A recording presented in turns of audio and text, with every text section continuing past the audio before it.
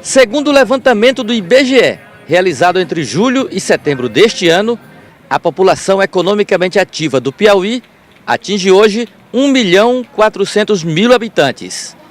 E a taxa de desocupação de mão de obra chegou a 9,4%, ou 133 mil habitantes, menor que as médias do Nordeste e do país. Segundo o IBGE, dados extremamente recentes, agora de julho a setembro desse ano, o Piauí conta com uma população de 3.200.000 pessoas aproximadamente, 3.214.000, e chega a uma população ocupada de 1.287.000. Portanto, esse 1.287.000 é que tem que manter esses 3.200.000, né?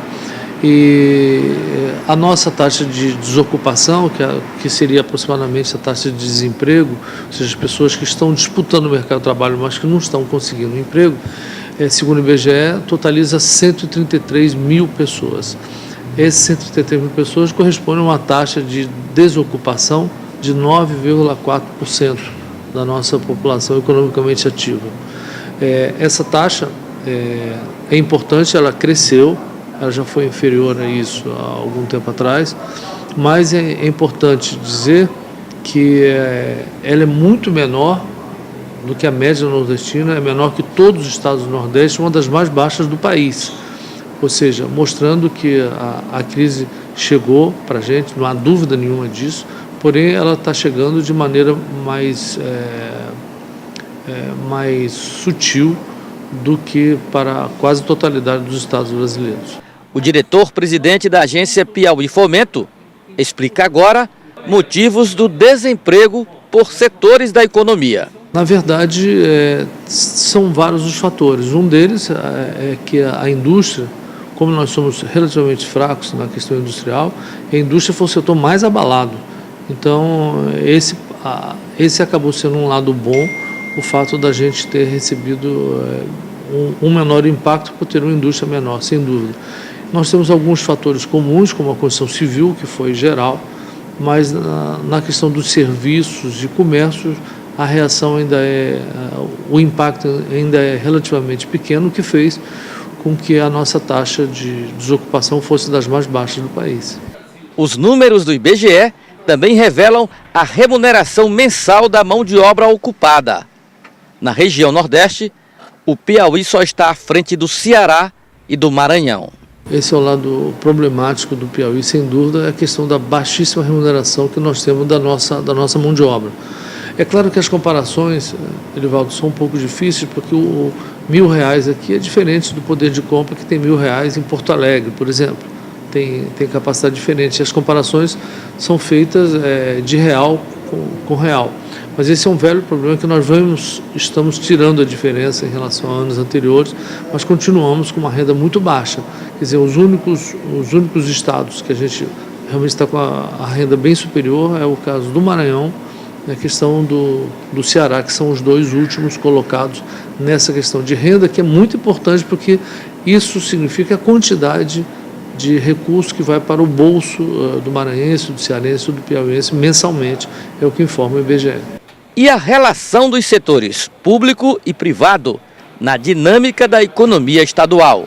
A administração pública continua com um papel importante, mas ele é decrescente em termos de quantidade de pessoas empregadas. Acho que nos últimos anos, inclusive, se verificou que o setor público está praticamente parado em termos do quanto de funcionários. Estamos aí com bem menos de 100 mil habitantes na ativa. Os outros setores de comércio e o setor de serviços estão começando a empregar muito mais, e a agricultura está também por volta de 18% a 19%, ficando aí por volta de muito próximo do papel do Estado. O problema que está nessas áreas é que o nível de remuneração é bem distinto. Então, por exemplo, quem trabalha no setor primário tem uma remuneração extremamente baixa, enquanto que o setor público está pagando muito mais, né? A forma de engajamento também com que as pessoas se incorporam no mercado de trabalho também são muito relevantes para ver qual o tipo de remuneração que tem. Os contrastes são muito grandes. Então, dependendo se você, por exemplo, é empregador, você tem um valor muito mais alto do que se você trabalhar na agricultura. Esses são os dados que o IBGE tem mostrado para o nosso mercado de trabalho. César Fortes destaca a importância de políticas públicas de apoio ao desenvolvimento econômico e combate ao desemprego. Nós vivemos um momento de claríssima recessão no país como um todo, então o governador está preocupado especialmente com essa questão do desemprego e especialmente na zona rural, que é onde tem a parcela mais pobre da nossa população. Então nós aqui mesmo na agência estamos procurando algumas formas para incentivar pequenos negócios na zona rural, no sentido de melhorar a renda e, portanto, atenuar essa questão do desemprego, que apesar dos nossos números serem relativamente bons em relação às outras unidades da federação, mas sem dúvida 130 mil empregados é um número preocupante que nós temos que combater.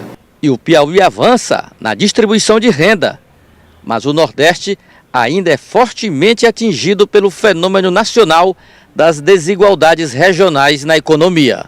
Os dados, na hora que nós comparamos os estados do Nordeste com a média brasileira e das outras regiões, mostram que a distância que existe do Nordeste com as demais regiões do Brasil ainda é muito forte.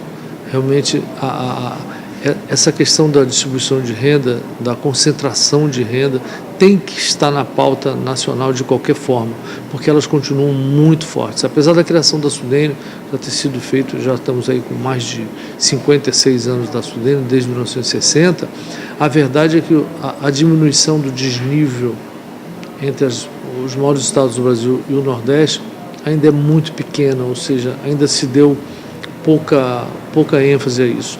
Já no caso das diferenças intra-regionais, aí não. Aí o Piauí já se aproximou bastante da média nordestina.